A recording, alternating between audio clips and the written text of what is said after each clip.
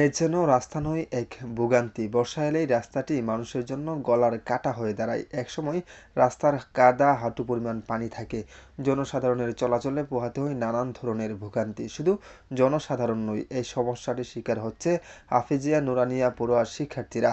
ভোলার বুরহানুদ্দিন উপজেলার পৌর ৭ নং ওয়ার্ডের আব্দুল জব্বার কলেজের পূর্ব পাশে আদর্শপাড়ার মাদ্রাসতুল মাদানির সামনের রাস্তাটি একটি ভোগান্তির শিকার হচ্ছে জনসাধারণ সহ শিক্ষার্থীদের।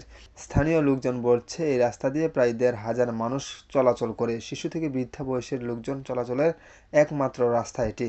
এখানে একটি মসজিদ এবং ধর্মীয় প্রতিষ্ঠান আছে।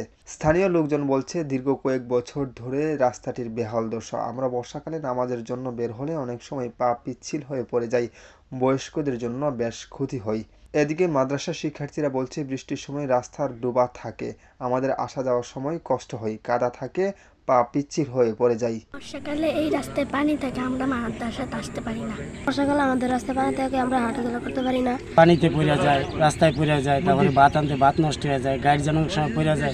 বাচ্চা করে দিকে কি হয়েছে, পড়ে গেছি। এবং পানি অনেক সময় এই পর্যন্ত থাকে। রাস্তায় পানি দেখে মাদ্রাসা আসতে পারি না, নামাজ আসতে পারি না।